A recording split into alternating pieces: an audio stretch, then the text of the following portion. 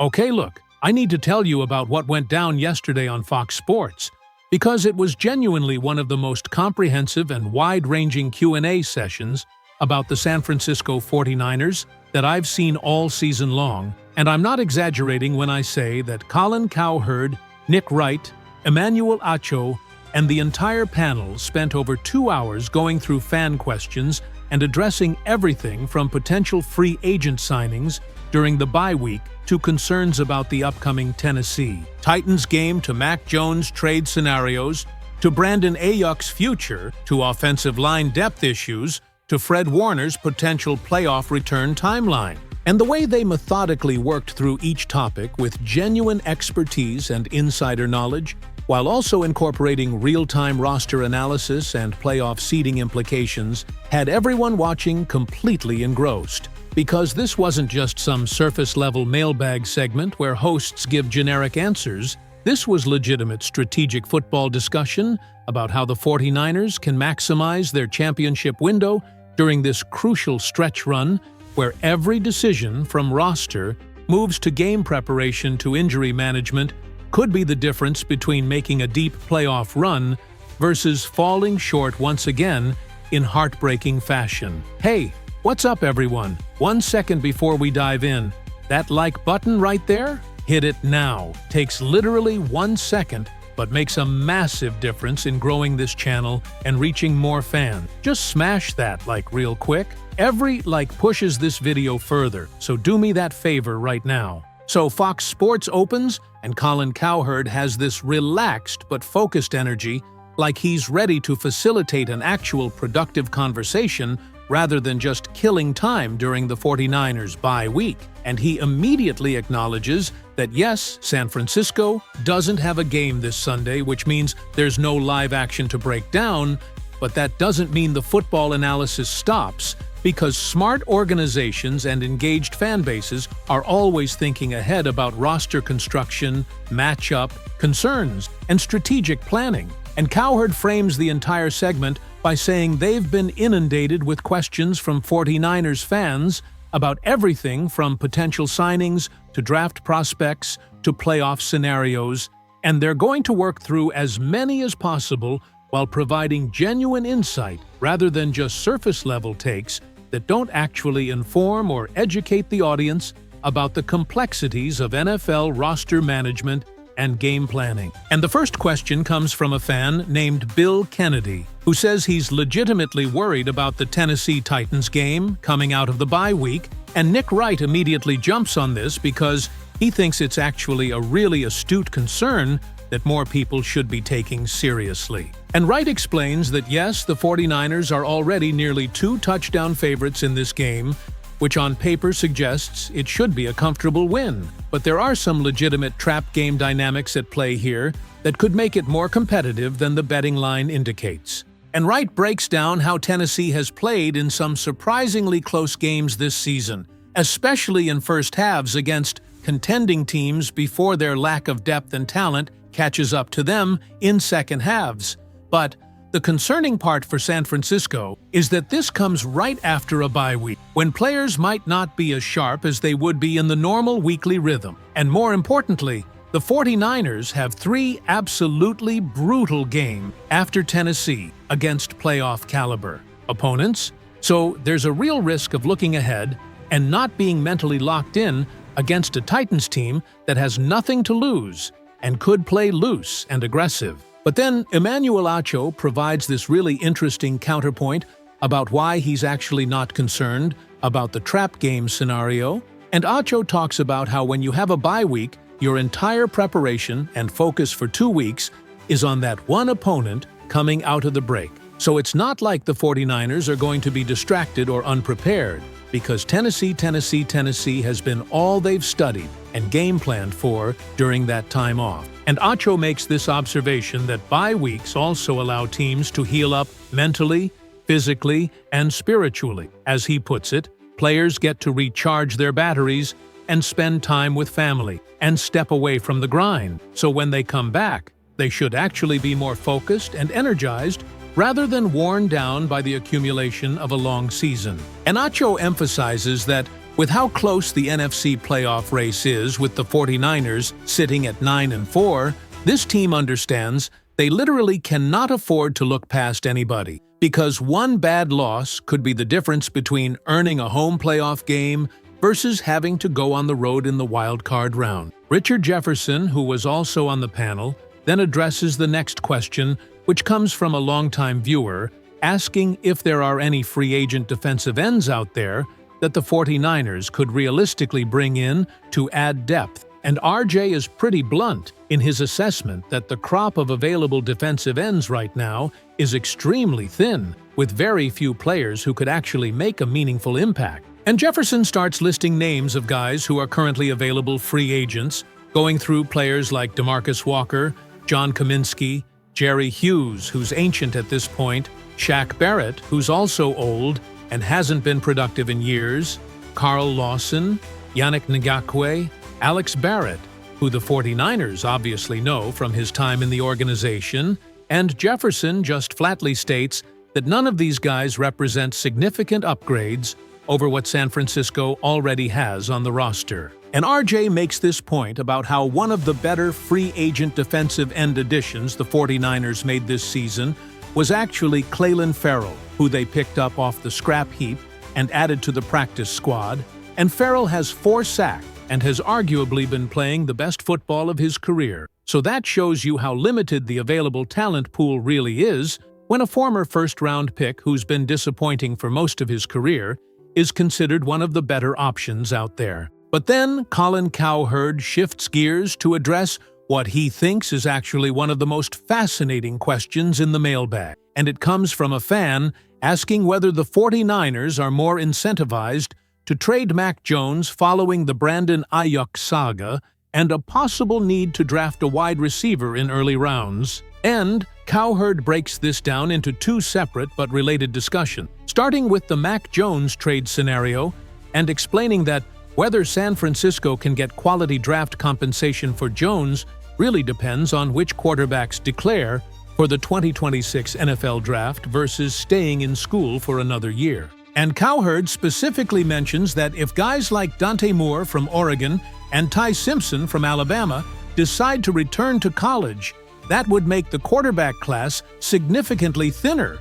which then increases the value of established NFL quarterbacks, like Mac Jones, who teams with quarterback questions could target in trade. And Cowherd mentions Fernando Mendoza from Indiana as potentially being the #1 quarterback on many big boards, but emphasizes that if those other top prospects stay in school, the 49ers might realistically be able to get a second-round pick and a 4th-rounder for Jones, which would be tremendous value for a backup quarterback. Nick Wright then jumps in with this really interesting specific team fit analysis. And Wright talks about how he genuinely believes the Minnesota Vikings make the most sense as a potential trade partner for Mac Jones because they put all their eggs in the J.J. McCarthy basket, they let Sam Darnold walk in free agency, and McCarthy right now just isn't ready to be a starting NFL quarterback despite being a first-round pick. And Wright is careful to say he's not calling McCarthy a bust, because we've seen guys like Darnold and Baker Mayfield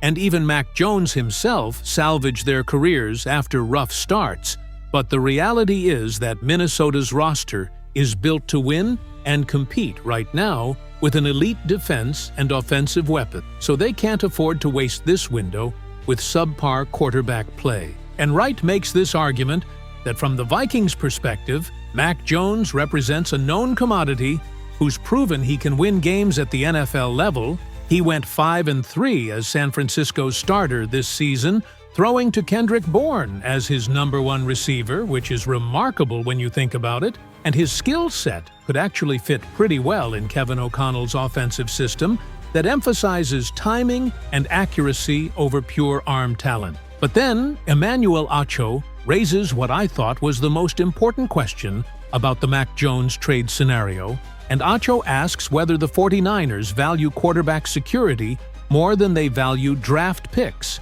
because that's really the fundamental philosophical question that will determine whether they move Jones or keep him. And Acho makes this impassioned argument about how Brock Purdy has now been injured in 2022, 2024, and 2025, He's a smaller quarterback who takes hits and absorbs contact, and you simply cannot assume he's going to stay healthy for entire seasons going forward. And Acho points out that if it weren't for Mac Jones this year, the 49ers wouldn't be 9-4 right now and wouldn't be in the playoff hunt. Jones kept them afloat and gave them a chance to still compete for a division title and playoff seeding when Purdy was out, and that insurance policy might actually be worth more than a second- and fourth-round pick, especially considering Jones is under contract for less than $5 million next year, which is incredible value for a capable backup quarterback. And Acho emphasizes this is going to be one of the most fascinating storylines of the offseason because you can make compelling arguments on both sides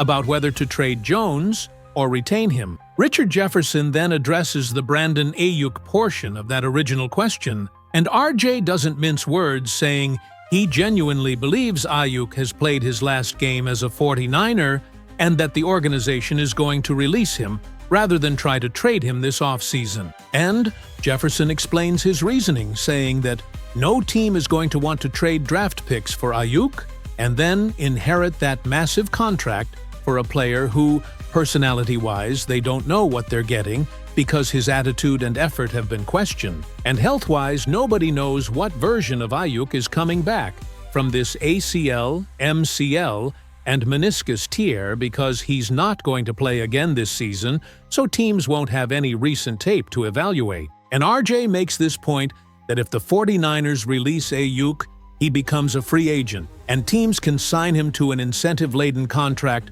for much cheaper than $30 million per year. They can structure it so they're not taking on significant risk if he's not the same player post-injury. Whereas in a trade scenario, you're committed to that full contract without any flexibility or injury protection built in. But then Colin Cowherd brings up what might be the most intriguing potential roster move the 49ers could make during this bye week, and a fan asked whether San Francisco is going to sign Laken Tomlinson, who's been a free agent, after getting released by the Texans earlier this season. And Cowherd acknowledges that Tomlinson hasn't played well since leaving the 49ers after 2021 when he got a big contract from the Jets. He struggled in Seattle, didn't perform in Houston to the point where a team with a bad offensive line still chose to cut him, but there's this interesting pattern where Tomlinson simply plays better in San Francisco's system than he does anywhere else. And Cowherd makes this comparison to Clelin Ferrell, who's been mediocre or worse everywhere else he's played, but has been genuinely productive with the 49ers, and suggests that maybe there's something about Kyle Shanahan's scheme or the 49ers' offensive line coaching that gets more out of certain players than other organizations can. Nick Wright then jumps in with this really nuanced take on why signing Tomlinson actually makes strategic sense, even though his recent performance history suggests he's washed. And Wright emphasizes that he wouldn't bring Tomlinson in to start, because Spencer Burford has actually played pretty well this season at left guard, giving up only 1 hit and 10 pressures all year, with 1 or 0 sacks, depending on how you score it. But Wright talks about the importance of quality offensive line depth, especially for a team like San Francisco that's 9-4 with a realistic chance of making noise in a wide-open NFC. And he asks rhetorically, what happens if Burford gets injured? Do you really want to go back to Connor Kobe, the rookie who was getting significant playing time early in the season and frankly wasn't good enough? And Wright makes this argument that signing Tomlinson as a depth piece and insurance policy behind Burford is a low-risk move that could pay huge dividends if they need him in December or January, and Tomlinson already knows the scheme intimately from his previous stint with the organization, so there would be minimal adjustment period or learning curve if he had to step in. Emmanuel Acho then addresses a question from a fan tuning in from Japan, asking whether Eric Kendricks is going to play against Tennessee. And Acho explains the timeline of how the 49ers have handled Kendricks' integration into the roster, which he thinks has been really smart and deliberate. And Acho talks about how San Francisco signed Kendricks right before the Cleveland game, but didn't immediately throw him into the starting lineup. Despite Curtis Robinson struggling in coverage, Robinson got targeted 3 times against Carolina. and gave up all 3 catches while being the lowest-graded defender for the 49ers that week, which was concerning. But Acho explains that the 49ers signed Kendricks and let him observe what they do in game action against Cleveland, then gave him the bye week to study and learn the defensive system, and now, coming out of the bye, they've had another full week of practice before Tennessee. So Kendricks has essentially had 3 weeks to prepare and acclimate, which should have him ready to contribute immediately. And Acho makes this point that you don't sign a guy who's been in the league for 10 years and has 9 straight seasons of 100-plus tackles just to have him sit on the bench and not play. Kendricks is clearly the better option at linebacker right now and should see significant playing time moving forward. Richard Jefferson then addresses what he thinks is a really interesting offensive philosophy question. And a loyal viewer named Johnny Royal commented that he'd love to see more 2-back sets with Christian McCaffrey and Brian Robinson, because Robinson is severely underused in the offense. And RJ immediately agrees with this assessment, saying McCaffrey by far has the most touches in the NFL, and the workload has been absolutely crushing, even though he's miraculously stayed healthy this season. And Jefferson makes this somewhat sarcastic observation about how the 49ers are always saying, "We need to save Christian McCaffrey from Christian McCaffrey because he loves playing football so much." But RJ points out that Kyle Shanahan is the head coach, and he can literally just decide to give McCaffrey rest and feed Robinson more carries without waiting for McCaffrey to voluntarily take himself out of game. And RJ cites how when Robinson has gotten opportunities this season, he's actually been really productive and efficient. And Jefferson says he'd love to see the 49ers bring Robinson back next year if he doesn't get paid a significant sum by another team in free agency, because Isaac Guerendo can never stay healthy, and then Jordan Mason could be your RB3, but having that 3-headed monster at running back with different skill sets and roles would give Shanahan so much flexibility in how he constructs game plans and manages workloads over a long season. But then Nick Wright raises what he thinks is a legitimate counterpoint about why we haven't seen more Robinson despite these obvious benefits, and Wright talks about how the 49ers really like to use 2 tight end sets extensively and also feature Kyle Juszczyk heavily as a fullback and H-back. And when you're running that heavier personnel grouping, you can't also have 2 running backs on the field without getting too run-heavy and telegraphing what you're doing offensively. And Wright makes this point that Shanahan's entire offensive philosophy is built around creating conflict and deception through motion and multiple offensive looks. So if you're consistently running 2-back sets, defenses will adjust and load the box and dare you to throw. Whereas if you keep them guessing with different personnel packages, you maintain that strategic advantage that makes the offense so difficult to defend. And Wright suggests that maybe the 49ers could use Robinson more as a decoy, where McCaffrey is on the field, but they're handing off to Robinson, which would give Christian some rest, while still keeping defenses honest about who's actually getting the ball. Colin Cowherd then addresses a question about Christian Wilkins, the defensive tackle who's currently a free agent, after being released by the Raiders. And Cowherd initially starts talking about Christian Watson, the receiver from Green Bay, before producer Chip corrects him, and clarifies we're talking about Wilkins, the defensive tackle who came out of Clemson, played for Miami, got that massive contract from the Raiders, and it blew up spectacularly, with him not even lasting 2 full seasons there. And Cowherd explains that Wilkins was let go by Las Vegas for multiple reasons, one being that the Raiders wanted him to get another surgery on his foot, and Wilkins didn't want to undergo that procedure. So there were disagreements between the medical staff and Wilkins' representation about the proper treatment protocol. But then Cowherd mentions that there were also some concerning locker room issues, with Wilkins doing some weird stuff with teammates that was rubbing people the wrong way and getting inappropriately touchy with other players. And Cowherd says they have sources who've learned some information about this situation, but he can't go into full detail because nothing has been definitively proven, and he doesn't want to spread unverified accusations. But Cowherd makes his position clear, saying that between the locker room concerns, the injury issues, and Wilkins being 330 pounds with foot problems, he's not someone the 49ers should consider bringing in because it could impact team culture, and the injury risk is simply too high for an organization that's already been decimated by injuries all season long. Emmanuel Acho then addresses a draft-related question asking about offensive lineman prospects, and Acho mentions they actually did a comprehensive segment recently going through Mel Kiper's top 25 big board and identifying specific 49ers targets at various positions. And Acho highlights Spencer Fano, the tackle from Utah, who's 6'6", 308 pounds with 11 starts and 0 sacks allowed this season. And what makes Fano particularly valuable is his versatility to play both right tackle and left tackle, which gives coaching staffs options in terms of roster construction and injury contingencies. And then Acho brings up Vega Ioannidis from Penn State,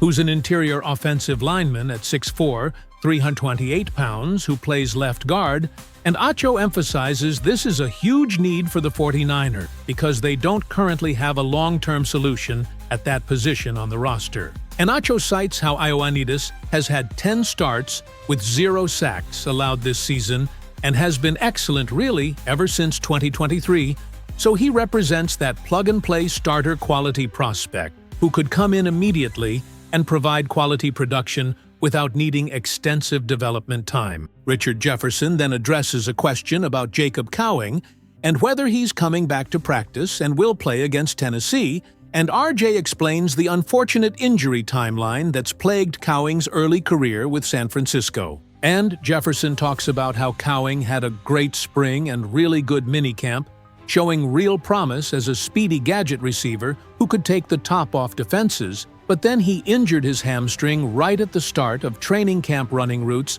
against air, which is just unlucky timing. And RJ explains that every time Cowing has tried to come back, he's re-injured that hamstring. There have been 3 separate occasions where he tried to ramp up his activity, and the hamstring flared up again. So now the 49ers have gotten essentially nothing from him for 2 years, despite him being a productive college player who transferred to Arizona and played well against increased competition. And Jefferson says the expectation had been that coming out of the bye week, they would open Cowing's practice window. But clearly, the injury has been more stubborn and difficult to fully heal than anyone anticipated. Nick Wright then gets really excited, addressing a question about whether there are good wide receivers in the 2026 draft, and Wright emphatically says this is actually a very deep and talented wide receiver class, especially in the first couple rounds, with multiple prospects who could be immediate impact players. And Wright starts listing names like Jordan Tyson from Arizona State,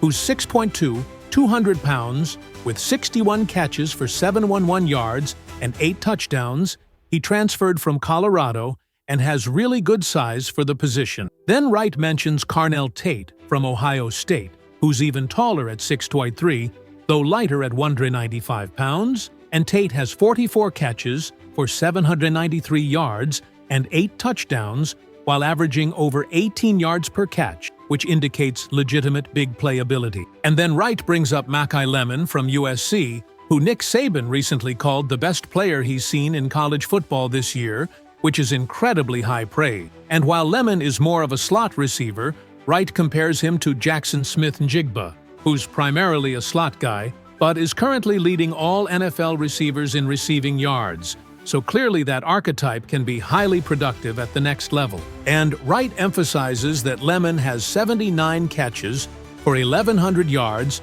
and 11 touchdowns this season for USC, which are elite production numbers that should translate well to the NFL. But then Colin Cowherd addresses what might be the most emotionally charged question of the entire segment. And a fan asks whether Fred Warner might be able to return if the 49ers make it to the NFC Championship game or the Super Bowl. And Cowherd is measured in his response, saying he'd be genuinely surprised if Warner plays in either of those games, given the severity and timeline of his broken and dislocated ankle injury that happened back in October. And Cowherd talks about how Warner was recently doing some running on an underwater treadmill, which is non-weight-bearing rehabilitation work, and he believes Warner just recently shed the boot that he'd been wearing for weeks. So we're talking about a Super Bowl that's roughly 2 months away, and Warner would need miraculous healing and rehabilitation progress to be ready by then. But then Cowherd acknowledges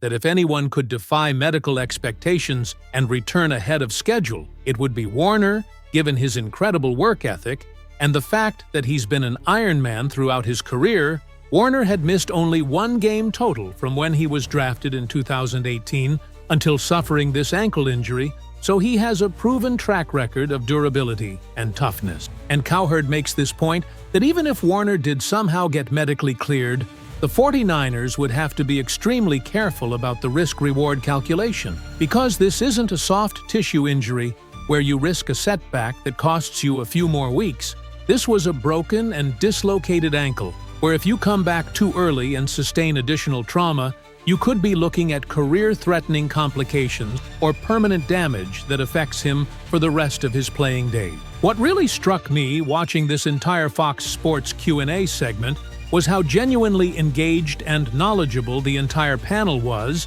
about the minutiae of the 49ers roster construction, injury situations, draft needs, and strategic decision-making. Because these weren't just generic talking head answers that could apply to any team. These were specific, informed takes that incorporated insider information, medical timeline, scheme fit considerations, and realistic evaluation of what moves make sense versus what moves are just wishful thinking from fans. And I think the overarching theme was that the 49ers are at this fascinating crossroads where they're still very much in championship contention this season at 9-4 with a favorable remaining schedule, but they also have significant questions to answer about roster construction, injury management, and whether to prioritize short-term depth additions versus long-term asset accumulation as they navigate both the immediate playoff push and the longer-term organizational planning that will